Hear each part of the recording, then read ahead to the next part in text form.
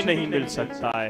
तब उपनंद बोले, तब सब ही मिले कीन विचारा, तब सब ही मिले कीन विचारा। यहाँ होता है विनय अपारा, यहाँ होता है विनय अपारा। चलो बसे वृंदावन माही, चलो बसे वृंदावन माही। सकल सुपास सहित सुवाही, सकल सुहास सहित सुहाई। और उपनंद जी बोले कि गोकुल को छोड़ के वनम वृंदावनम नाम पश्यम नवकाननम, गोप गोपी गवाम सेव्यम पुण्या धृतृण वीद तरम,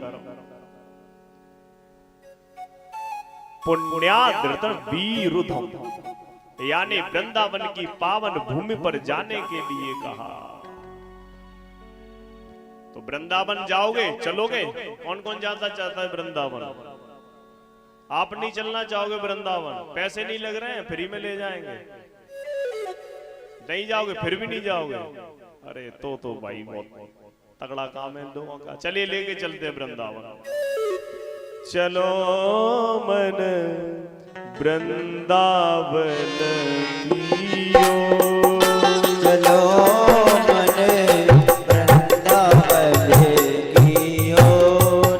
चलो मन वृंदावन की ओर, चलो मन वृंदावन की ओर। वृंदावन की ओर,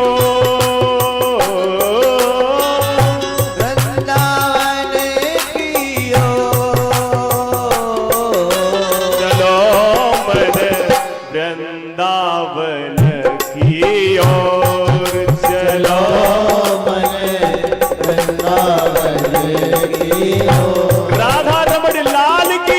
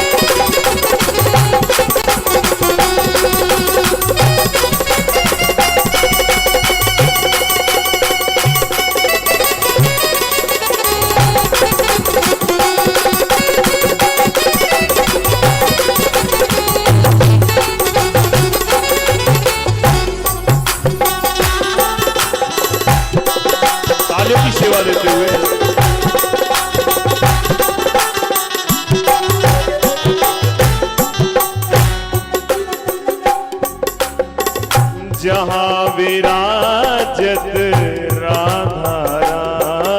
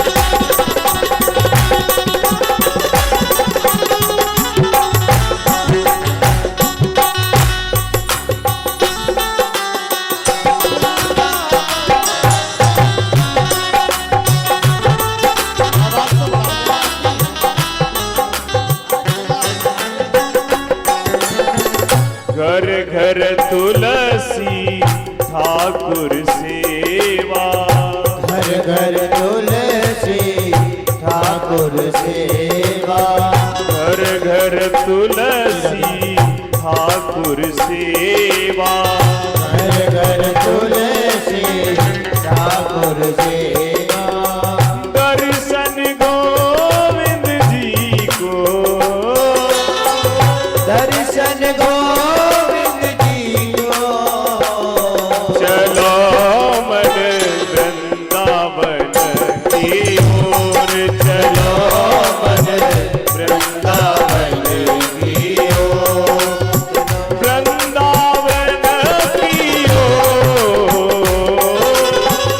वृंदावन की ओर,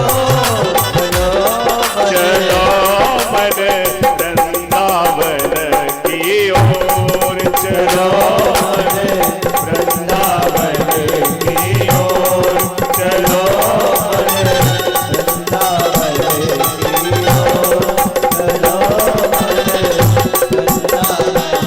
की ओर, चलो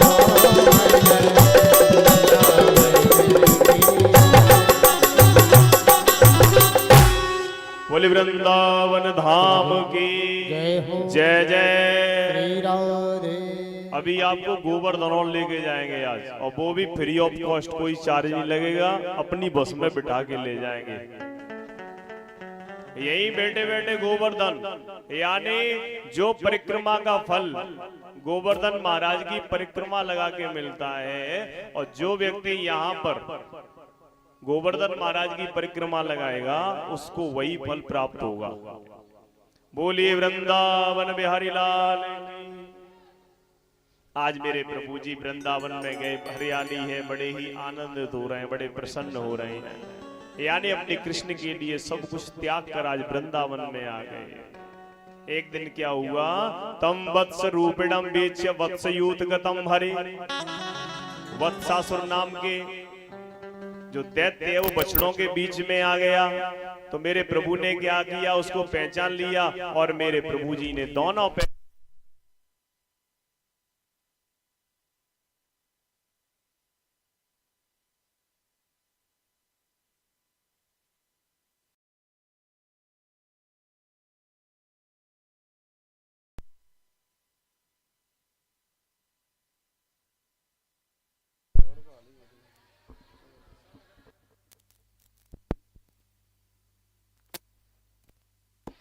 श्री राधे। बोली वृंदावन बिहारी लाल की जय हो।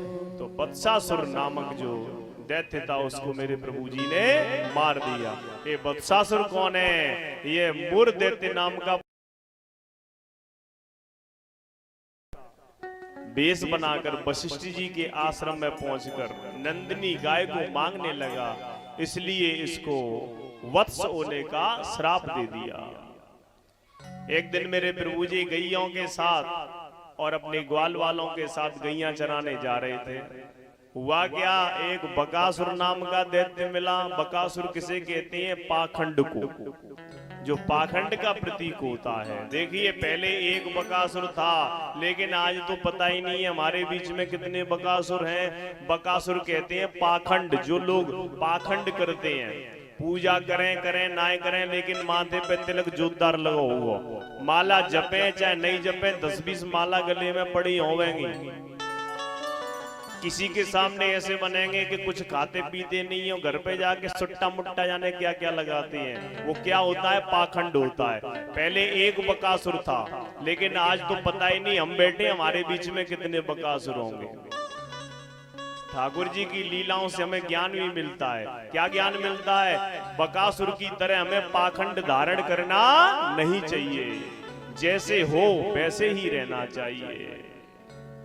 तब सभी ग्वाल वालों ने कहा, तो स्वम स्वम वत्स कुलम सर्वे पाय यस्यन्ते एकदा गत्वा जलाशयाभ्यासं पायित्वा पपुर्जलम।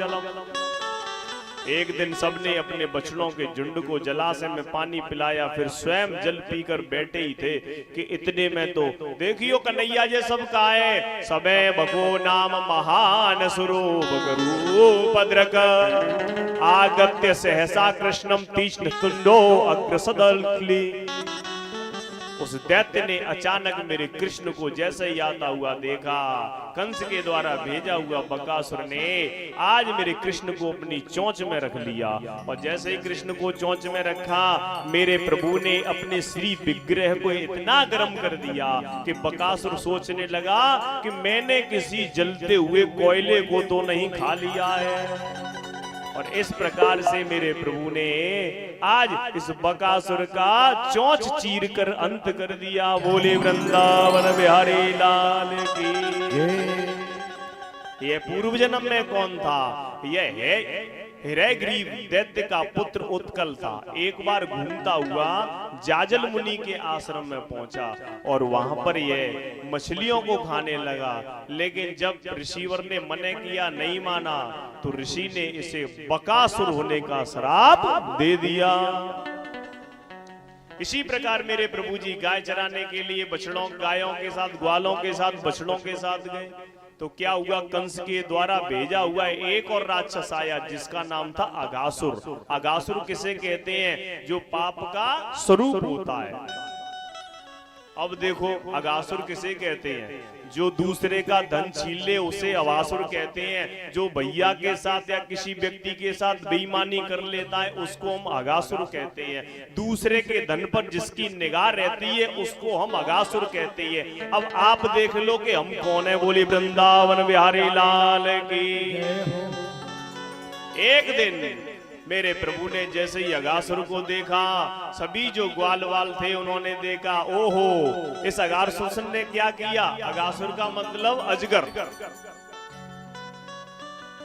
अजगर अगासुर मतलब अयम तो वे सोदर नाश कृत्यो दुर्योगिन में सबलम हनिष्ये। ये प्रण कर अजगर बना योजन एक प्रमाण, एक होठ नभ से लगा दूजा धरा तुलान। यानी अजगर ने अपना मुख ऐसे फाड़ दिया कि एक होठ तो ऊपर आकाश में स्थापित कर दिया और नीचे का हिस्सा जमीन में स्थापित कर दिया। ऐसा लग रहा था जैसे कोई गुफा बन गई हो और जीव गुदगुदी थी उसकी। तो जितने ग्वाल वाल थे गुफा समझ के घुस गए। तो जहां मेरे प्रभु के भक्त चले जाते हैं तो मेरे प्रभु जी भी अपने भक्तों के पीछे पीछे जाते हैं। मेरे प्रभु ने बहुत आवाज लगाई लेकिन उन ग्वाल वालों ने नहीं सुनी। तो मेरे प्रभु जी गए और जाकर क्या किया, उसके श्वसन रंध्र में जाकर बैठ गए मेरे प्रभु जी। अजगर सांस लेने में परेशानी होने लगी अजगर को। तो क्या हुआ, जैसे ही सांस लेने में समस्या होने लगी तो तुरंत आज अजगर का भी मेरे प्रभु ने नमो नारायण कर दिया। बोले वृंदावन बिहारी लाल की जय। ब्रजवासियों से भूल हो गई लेकिन भूल के साथ उनका विश्वास जुड़ा था। पता है क्या कि हमारे साथ तो कन्हैया है, कोई दिक्कत ही नहीं है, जो ही होगा देखा जाएगा। तो वाल्मीकि रामायण में प्रभु भी प्रतिज्ञा करते हैं, शक्रदेव प्रपन्नाय तवा स्मीत चायाचते अभयम सर्वभूतेभ्यो ददाव्यते दव्रतम मम। जो भी भक्त मेरे विश्वास पर खरा उतर जाता है मैं उसके द्वारा खरीद लिया जाता हूं। और भागवत के 11 स्कंद में भी प्रभु उद्धव से कहते हैं कि बाध्यमानो अपि भगवतो विषय रजितेन्द्रिय प्राय प्रगल्भया भक्तया विषय ना विभूयते।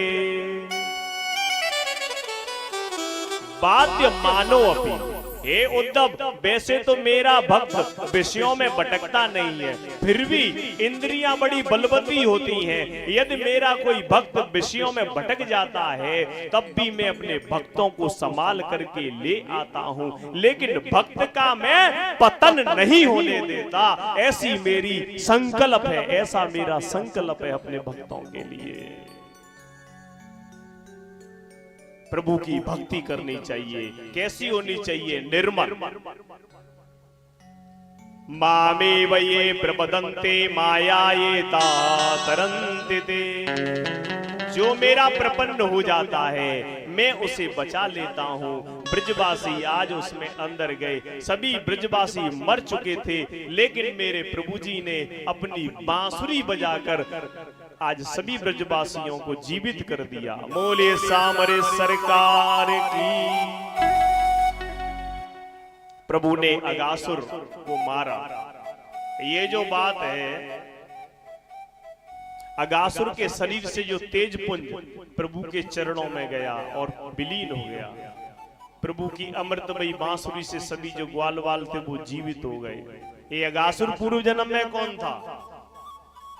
ये शंखासुर का अति सुंदर पुत्र था। अष्टावक्र को देखकर हंसने लगा था। इसलिए हमें भागवत एक और ज्ञान देती है, हमें किसी भी कुरूप व्यक्ति का, काले व्यक्ति का, लंगड़े टूटे लूले व्यक्ति का कभी भी मजाक नहीं बनाना चाहिए, क्योंकि समय बड़ा बलवान होता है। कोई पता नहीं है हमारी आंख कब फूट जाए, कब हमारे हाथ टूट जाए, कब पेट टूट जाए, क्योंकि ये सब परमात्मा की कृपा से होता है। तो किसी का मजाक नहीं बनाना चाहिए। सुखदेव जी कहते हैं, राजा परिथज, आज अगासुर मरा और ब्रजवासियों ने यह बात 1 वर्ष के बाद ब्रज में जाके बताई थी। राजा परीक्षित बोले, कैसे? जरा स्पष्ट करके मुझे बताइए।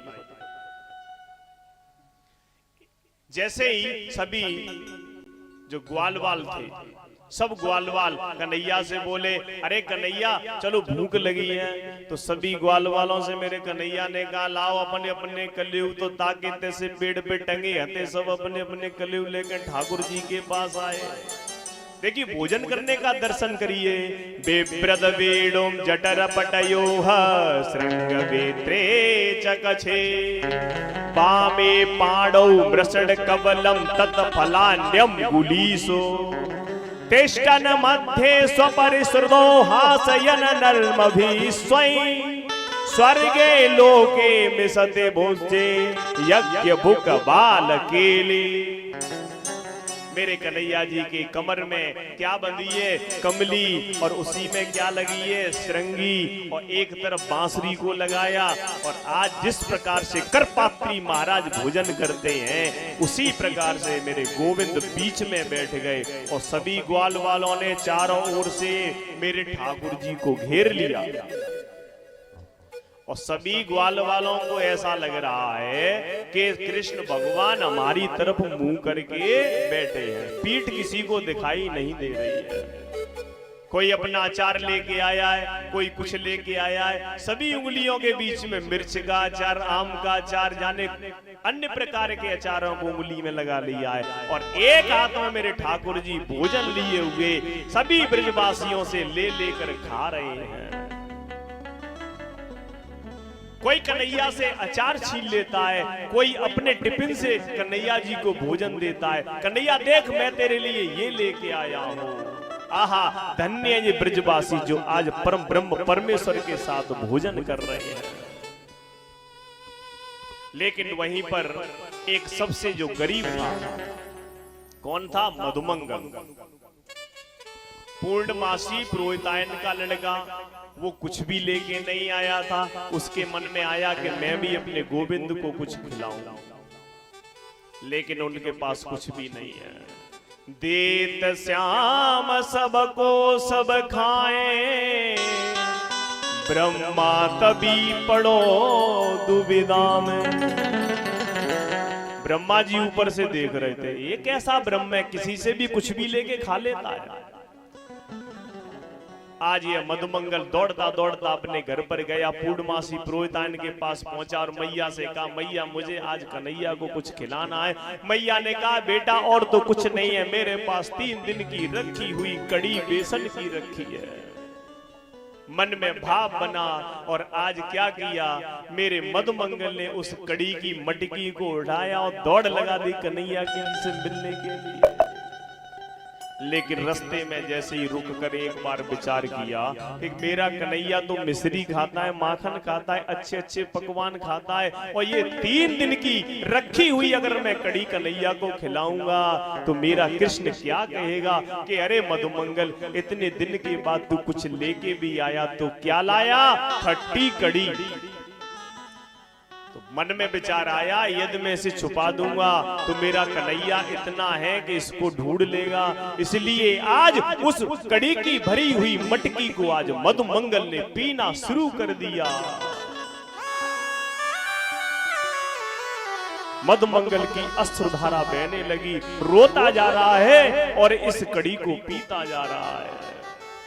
मेरे कृष्ण ने जैसे ही देखा, आज मेरे कन्हैया ने दौड़ लगाई और जैसे ही मधुमंगल के हाथ जाकर पकड़े, तब तक मधुमंगल पूरी कड़ी पी चुका था। लेकिन जब जल्दी जल्दी पीते हैं तो मुंह के इधर उधर से कड़ी निकलना शुरू हो गया, टपक रही थी मुंह पर। आज मेरे गोविंद ने अपनी जीभ लगाकर उस मधुमंगल के मुख से उस कड़ी को चाटना शुरू कर दिया। मेरे भक्तजनों, ऐसा भगवत प्रेम आज तक कभी किसी का नहीं देखा। बोले वृंदावन बिहारी लाल की जय हो। सभी ग्वाल वाला जी कृष्ण के दर्शन कर रहे हैं, मधुमंगल के नेत्र सजल हो गए। बाहरे मेरे गोविंद, तेरी कृपा के सागर का कोई पता नहीं है, कब तू किस पर क्या अनुग्रह कर दे। ब्रह्मा जी ये सब देख रहे थे, बोले ये कैसा परम ब्रह्म है जो दूसरे के झूठे मुंह को चाटता फिर रहा है। 4 मुख वाला ब्रह्मा भी भ्रमित हो गया। और क्या हुआ कि मेरे ग्वाल वालों ने कहा, कन्हैया हमारे बछड़े दिखाई नहीं दे रहे हैं, क्योंकि बछड़ों को ब्रह्मा जी ने चुरा लिया था। तो कन्हैया जी बोले, आप भोजन करो, मैं अभी दौड़ कर देख के आता हूं। जैसे ही कृष्ण भगवान दौड़ते हुए गए, सारे ग्वाल वालों को ब्रह्मा जी चुरा कर ले गए।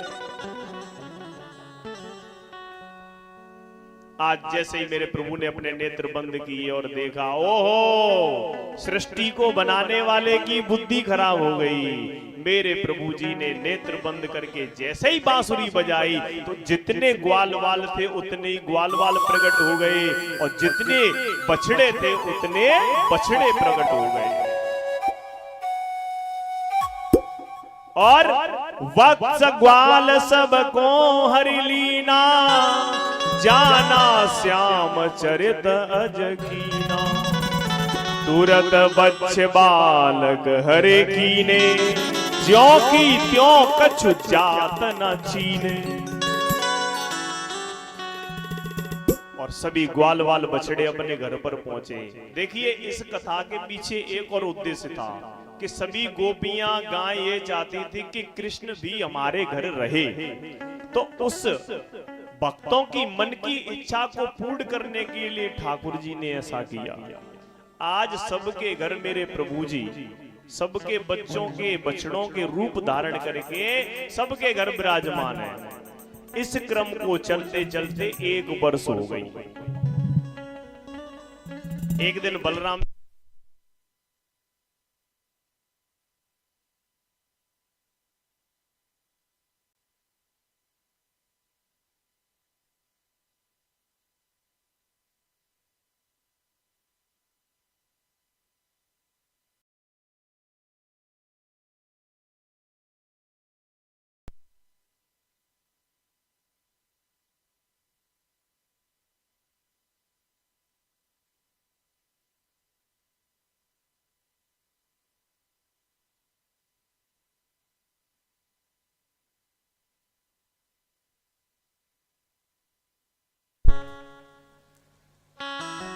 जब बलराम जी ने देखा कि आजकल ना तो गाय अपने बछड़ों को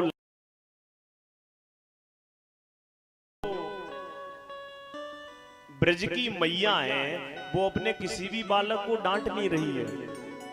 पूरे दिन गाय अपने बछड़ों को दूध पिलाती रहती हैं। आज बलराम जी ने अपने नेत्र बंद करके देखा तो क्या देखा कि सभी में मेरे कृष्ण ही कृष्ण दिखाई दे रहे हैं। बलराम कन्हैया जी के पास गए, कन्हैया जी से हाथ जोड़कर एकांत में बोले, प्रभु ये क्या लीला है। नैतई सुरेशा ऋषियो न चेते त्वमेव भावी सविदाश्रय अपे।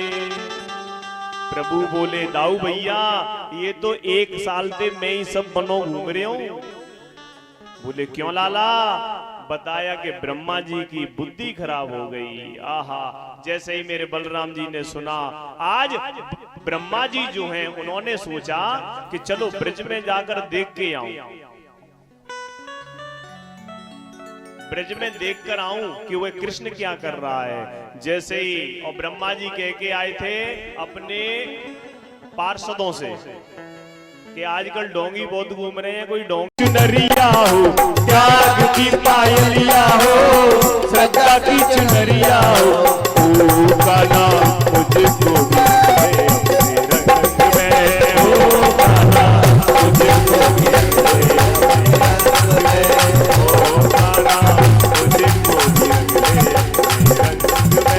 आगे आगे नाम तेरा लिख दिया सामरे, आगे आगे नाम तेरा रट दिया सामरे।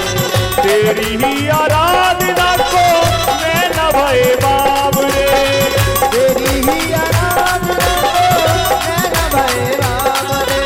हार के उतार लो तुझको निहार लो, ओ गाना मुझको भी रंग ले अपने रंग में, ओ गाना मुझको भी रंग ले अपने रंग में, ओ गाना मुझको भी रंग ले अपने रंग में, ओ गाना मुझको भी रंग ले अपने रंग में,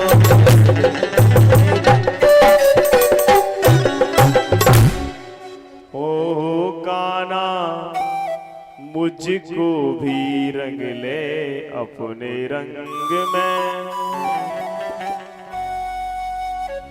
ठाकुर जी के रंग में मात्र और मात्र वही रंग सकता है जिसके ऊपर मेरे प्रभु की विशेष कृपा होगी। एक दिन मेरे प्रभु जी गौचारण करते करते वृंदावन से थोड़ा दूर निकल गए और तालवन पहुंच गए। फलाने तत्र भूरणे पतन्ते पतितानि च सन्दिकेत वृद्धाने धेनुकेन गुरात्मना। उस वन में बड़े ही पके पके फल लगे हुए थे और कुछ गिरे भी हुए थे, लेकिन कोई भी धेनुकासुर के डर के मारे फल खाने के लिए नहीं जाता था। कृष्ण बोले, दाऊ दादा हमारी उन फलों को खाने की बड़ी इच्छा कर रही है। बोले क्या करना चाहिए। बोले मुझे वो फल खाने हैं। तो आज मेरे दाऊ दादा गए तो क्या हुआ, जो गधे के रूप में वहां पर धेनुकासुर था, उसने मेरे बलराम भगवान में दुलत्ती मारी। तुरंत मेरे भगवान ने क्या किया, उसके पैर पकड़कर पछीटियां थी जो 100 साल से ज्यादा की उम्र की थी। भाव शुद्ध होता है तो परमात्मा उसके लिए हर समय तैयार रहते हैं। जिसका मन निर्मल होता है, चाहे आप कितने भी बड़े अच्छे मंत्र पढ़ो, यदि आपका भाव अच्छा नहीं है तो आपका वो मंत्र पढ़ना बेकार है। लेकिन आपका भाव बढ़िया है तो एक बार को अगर तुम हो जाएगी तब भी मेरे परमपिता परमेश्वर से क्षमा कर देते हैं। तो एक व्यक्ति ने जाके गुरुजी से कहा, महाराज हमारी माता जी यहाँ आ नहीं सकती हैं, अगर आपकी कृपा हो जाए तो आप, हम तुम्हारे खुरन को छू रहे हैं। मतलब अब भाव था, इतना ही ज्ञान था। तो गुरुजी को थोड़ा अटपटा लगा कि ये बुढ़िया बोल क्या रही है। गुरुजी ने कहा ऐसे मत बोला करो नहीं तो नरक में जाओगी। अम्मा ने सुन लिया। अब अम्मा बड़े भाव से बोली, अरे गेरू जी हमारे नसीब में नरक कहाँ है? नरक तो तुम जैसे विद्वान और बड़े बड़े संतों के नसीब में होवे। तो भाव क्या है? क्योंकि ज्ञान नहीं है लेकिन भाव है। वो तो नरक को बहुत कुछ समझ रही थी कि जाने क्या होता होगा नरक। तो भाव कहते भी है, भाव बिन सब कुछ लुटा दे तू कभी लेता नहीं, और भाव से एक पुष्प भी दो तो मुझे स्वीकार है। भाव से जो भजता मुझको उसका बेड़ा पार है। इसलिए किसी भी प्रकार से अपने मन में किसी भी भाव से भाव लेके आओ, किसी भी प्रयास से। अभी एक दिन की बात है, तो अभी फतेहाबाद में कथा चल रही थी, तो एक बड़े बूढ़े एक ग्रस्त जीवन के व्यक्ति थे, तो उन्होंने कहा था कि अरे महाराज जी कथाएं अब तो कुछ अलग बात हो गई है, पहले की अलग बात थी। अब पहले वैसे ये हुआ करता था, वो हुआ करता था, बहुत सारी बातें बताई उन्होंने। तो मैंने उनको फिर बताया, उस समय तो नहीं कहा, मैंने उनसे कहा कि आज कथा में बताएंगे तुम्हें, सुनना कथा ध्यान से। तो बड़ा उन्होंने ध्यान से कथा भी सुनी और उन्हें उनका आंसर भी मिल गया। ऐसा हुआ था, एक पंडित जी थे, एक राजा के यहां पर रोजाना वो पूजा करने के लिए जाते थे, लेकिन रास्ते में एक नाला पड़ता था। तो होता क्या था, जो धोती का छोर होता है बहुत ऊपर करते धोती, लेकिन उस नाले में वह धोती भीग जाती थी। तो राजा रोजाना महाराज जी को देखता तो बड़ा दुखी होके मुंह टेढ़ा करके कहता, अरे पंडित जी वैसे ही नाम सुनाता तुम्हारा, हम समझते थे वो तुम निकरे नहीं। पंडित जी बड़ी टेंशन में, रोजाना की किचकिचबाजी जैसे ही जाए यही बात, अरे महाराज जी जो हम समझते सो तुम निकरे नहीं। एक दिन पंडितानी ने पूछी, एक बात बताओ, राजा के यहाँ तुम पूजा इत्यादि कर्म करने के लिए जाते हो तो अच्छा खाने के लिए पीने के लिए मिलता है और बड़ा सम्मान ही मिलता होगा, लेकिन तुम दिन प्रतिदिन दुबले पतले क्यों होते जा रहे हो? पंडित जी ने कहा क्या बताऊं, मैं बड़े जोर जोर से मंत्र पढ़ता हूं, शुद्ध मंत्र पढ़ता हूं और ज्यादा से ज्यादा पढ़ता हूं, लेकिन रोजाना राजा मुझसे जाते ही कहता है, अरे पंडित जी जो हम समझते सो तुम निकरे नहीं। बोले अच्छा चिंता मत करो, भोजन करो, कल इंतजाम कर देंगे। ये भाग्यवान तू का इंतजाम करेगी कि बस आराम से सो जाओ। दूसरे दिन सुबह हुई, पंडित जी को जाना था और जैसे ही जाने की तैयारी हुई तो पंडितानी ने एक सिल दे दी और एक लुड़िया दे दी। बोले राजा के पास जाना और सबसे पहले इस सिल को फेंकना, उसके बाद फिर इस लुड़िया को फेंकना। जानते होंगे चटनी करते हैं, अब तो खैर वो खत्म होती जा रही है जब से मिक्सी आई है। तो क्या हुआ, लेकिन जो स्वाद उस पर आता है वो मिक्सी में कभी नहीं आ सकता है। तो अगर सासों की लुड़िया और सिल पड़ी हुई है तो उन्हें जो नई नई बहू है प्रयोग करने का प्रयास करें तो बड़ी कृपा होगी है। अब जैसे ही पंडित जी लेके गए तो रोजाना की वही व्यवस्था थी। जैसे ही महाराज पहुंचे, अरे पंडित जी जो हम समझते सो तुम निकरे नहीं। डरबत पंडित जी ने पहले सिल फेंकी और जैसे ही सिल फेंकी तुरंत राजा घुटनों के बल हाथ जोड़ के खड़ा हो गया। पंडित जी सोच रहे जी कौन सा जादू है वो। फिर लुड़िया फेंकी, पैर पकड़ ले, प्रभु क्षमा करो गलती है गई। अब पंडित जी सोची जहाँ पूछे थे तो बढ़िया, भाई घर ही पूछने थे ज्यादा बढ़िया, इज्जत तो ढकी रहेगी। बड़े प्रसन्न होके आए। देखिए अपमान से बड़ी बीमारी कोई नहीं है। बड़े खुश होते हुए हंसते हुए आए भोजन किया, भोजन करके पंडितानी से बोले अरे भाग्यमान उन्हें को बताए तो दे, ये सब मैटर का है समझ में कछु माई में आयो ही ना काम सब है गयो। बोले सुनो ध्यान से। बोले क्या? कि जब तुम रोजाना राजा के यहां जाते थे तो राजा तुमसे कहता था कि बेऊ ब्राह्मणे, जो समुद्र को ओक लगा के एक बार में ही पी जाते थे, तुम कैसे ब्राह्मण एक छोटे से नाले पार करके आवत है या धोती बेजाए चले आवत है जो तुमको ब्राह्मण है?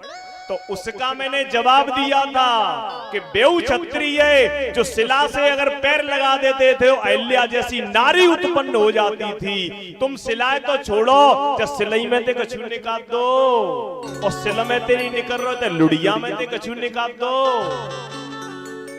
सो भैया दादे कहिए तैसे रह गए क्षत्रिय और तैसे ही रह गए हैं ब्राह्मण और तैसे ही रह गए वक्ता और वैसे ही रह गए हैं श्रोता। काऊ की कौमत। बोले वृंदावन बिहारी लाल की जय। तो समय के अनुसार परिवर्तन होते रहते हैं और वो होते रहेंगे। इस प्रकार से आज मेरे भक्त वृंदो, मेरे प्रभु जी ने आज इस दाऊ जी महाराज ने इस राक्षस का वध किया। अब यमुना जी के जल को दूषित कर रहा है कौन? कालिया नाग। तो मेरे प्रभु जी आज शाम को विचार कर रहे हैं कि जहां कृष्ण है तो वहां पर कालिया नाग क्यों रह सकता है, कैसे रह सकता है? क्योंकि कृष्ण जानते हैं यदि बलदाऊ भैया को मैं साथ में लेके गया तो जात जात को असर छोड़ देना है। क्योंकि कालिया नाग कौन है? नाग। और बलदेव भगवान कौन है? शेष नाग। तो कालिया नाग को मेरे शेष नाग नहीं मारने देंगे। इसलिए मेरे प्रभु ने आज देखा कि बलदाऊ भैया को जन्मदिन है आज, तुरंत मेरे गोविंद वहां से निकल गए।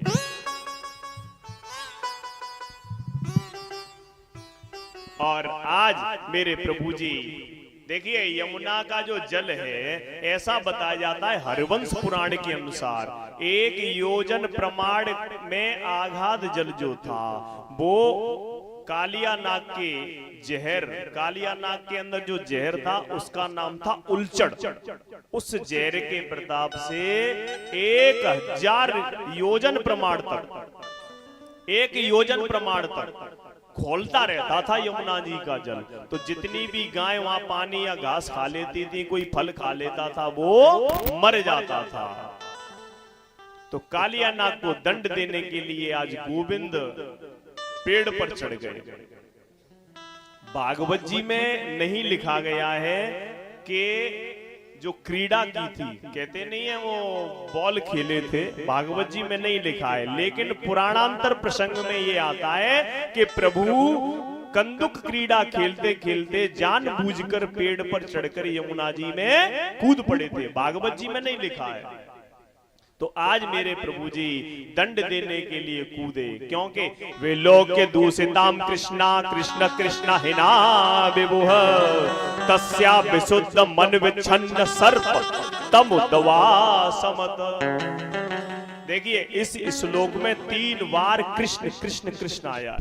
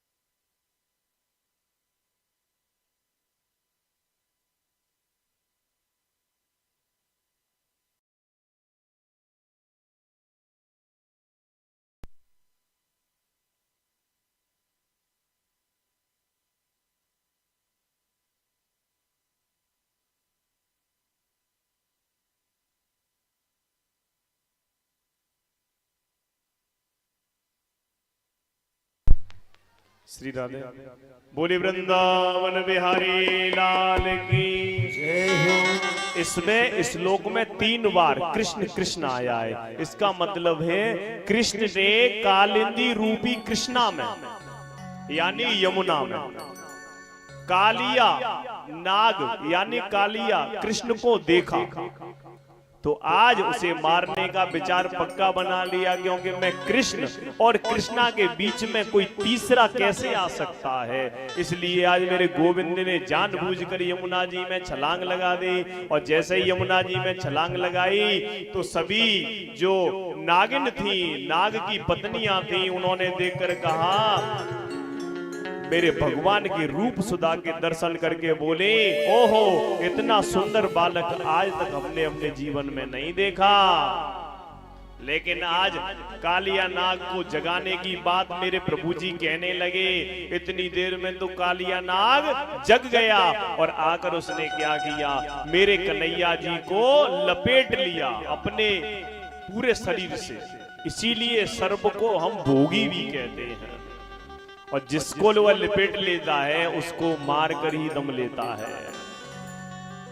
और मेरे प्रभु ने क्या किया, आज कालिया नाग के फनों पर नृत्य करने लगे।